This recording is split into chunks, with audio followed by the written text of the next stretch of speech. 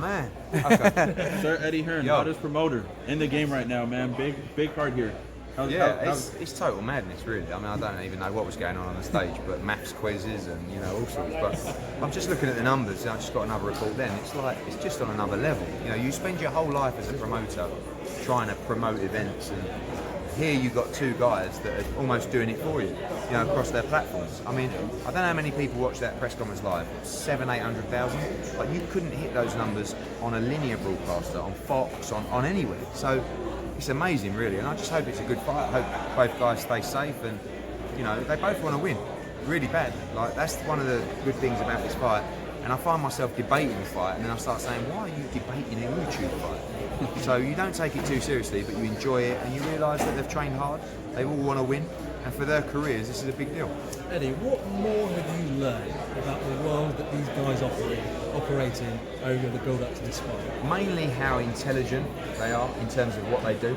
So their ability to upload content and to drive numbers, which actually is exactly the same game that I'm in. You know, so in that respect, I'm big fans.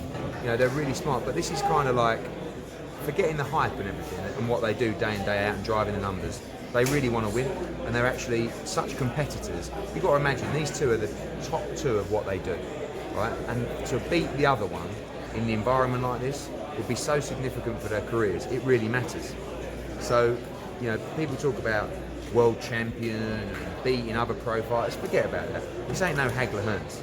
This is going to be an exciting fight with two guys with small gloves on that can fight a little bit and have trained really hard, but ultimately for their careers must win on Saturday. Given the numbers, are you tempted to sling a YouTube fighter onto the AJ Ruiz undercard? What's the impact of putting a YouTube fighter onto the AJ undercard? We don't really need it for that one, because AJ is one of the few fighters that kind of crosses over both markets. So if you talk about KSI fans, they all know Anthony Joshua. So that's going to do huge numbers. But there is a logic to having some kind of YouTube fights on further cards. Headlining cards? I don't think so. But don't forget, these two are like levels above everybody else, right? But I'm sorry. What do you think about the intensity that these guys are bringing to the fight? I saw it in the face-off. I mean, like, one guy's lips going, the other guy's got his hands clenched. I'm thinking, but they want to win. You know, they want to win. They don't like each other at all. And they're battling it out all the time. For views, you know, for publicity. Now they're battling it out in a ring. They've done it before. It was a good fight, good 6 rounds, but this time no head guards, 10-ounce gloves. It's a different kind of fight. Their first fight did over 1 million views. Yeah. Are we doing double, triple? Buys, not views. I'm sorry, buys. Are we doing maybe double, triple? We're definitely doing double, but again, we'll see what happens over the next 48 hours. The difference this time is they've got a lot more commercial organisations involved in the fight. 1, me and Matchroom. 2, Sky, DAZN, Fight TV, loads of other broadcasters. Last time it was just them on the YouTube platform. So what they achieved was incredible. Now they've got the commercial power behind it. Now they've got Billy Joe Saunders, Devin Haney, you know, all this other stuff. Even more reasons to buy. So it's going to be fascinating. How did this come to be about you being the promoter for this fight? So they asked me to do the first one. I said not in a million years. I watched it, I saw the numbers, and I said I'm definitely doing a rematch because it was a good fight. It sold out in a couple of hours in the UK. With 1.2 million pay-per-view buyers. I wanted to do it. Eddie, just last one from me. Angel Fernandez being brought into AJ's camp. Why did he need to make this change? I don't know. I mean, actually, I've heard that before. There have been some people that are helping out in camp. Rob McCracken is leading the way. It's just about refining AJ's skills, making him comfortable, making him improve, and they've brought in a number of changes that have helped him do that. So just really about game plan, strategy, drills, to get him mentally focused and ready for the fight. What are your thoughts on Andy Ruiz, Joshua fight in Saudi Arabia? And how's that whole process been coming together? Well, I'm nervous, I'm excited. You know, it's the biggest fight of the year. It's one of the biggest heavyweight fights of the decade. I can't wait. You know, the first fight was epic, but we was on the losing side, and we don't want that. But this time I believe Andy Ruiz will get beaten by Anthony Joshua. I think he's the best heavyweight in the world. And if he's the best heavyweight in the world, he should be beating Andy Ruiz. No disrespect to Andy Ruiz, he's a brilliant heavyweight. But I just believe that Joshua is the best heavyweight in the world. And this time around, I think he'll be fully prepared to get the win. Do you think this will be the fight of the year when it's done? I think it'll be the event of the year, could well be the fight of the year. I mean, you've seen so many great fights in the last 6 weeks. You know, but this is going to be one of the most thrilling. It's going to be one of the most important And as a spectacle, this will go down as one of the biggest heavyweight fights in history.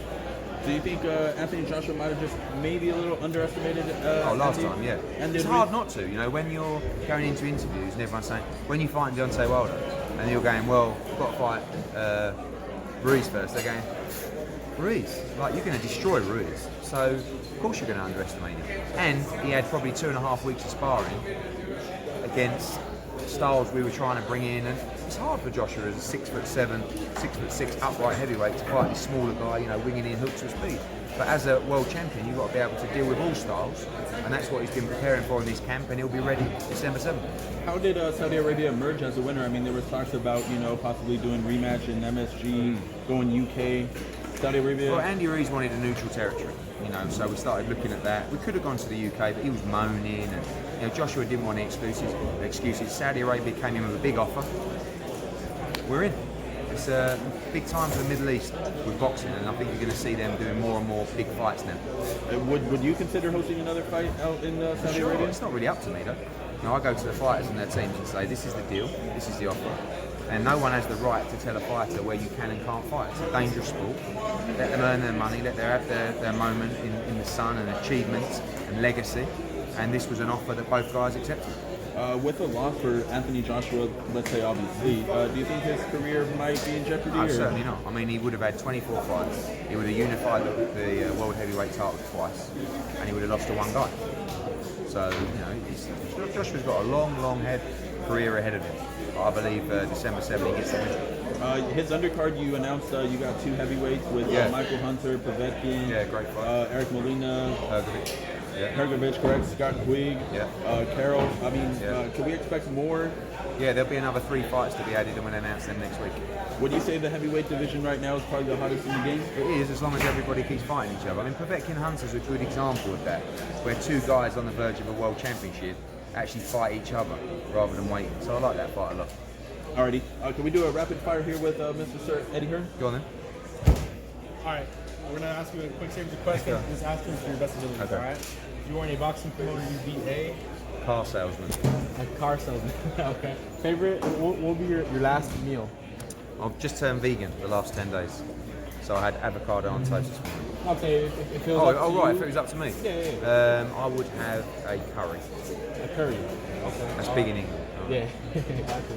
If you would have one superpower, what would it be and why? The ability to be invisible. Why is that? Get up to all sorts. Like rob a bank or something? Anything or you want. There's nothing you can't do if you're invisible. Whatever's clever, huh? Whatever.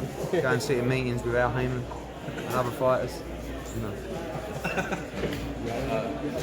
What's Eddie Hearn's current playlist like right now?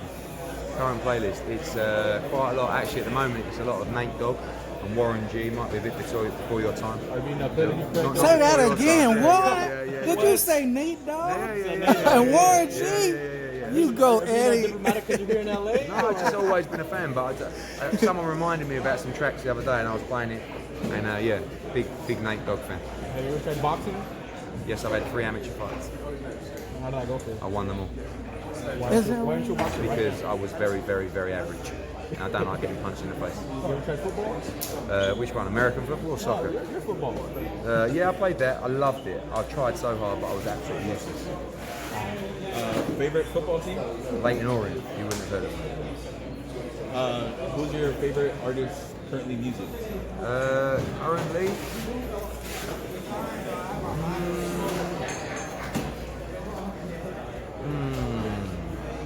don't know. He probably passed away recently. Nipsey Hussle. Favorite boxer Of all time, of all time. Sugar Ray Robinson. And Sugar Ray Leonard. I mean, Sugar Ray Leonard is one of my heroes. And if you had a choice of a celebrity wife, who would that be? My wife, of course. She's not a celebrity, but my wife. Only my wife, all right? That's right, number 1. All right, That's guys. right. Thank you very much. Thank you, Eddie. That was pretty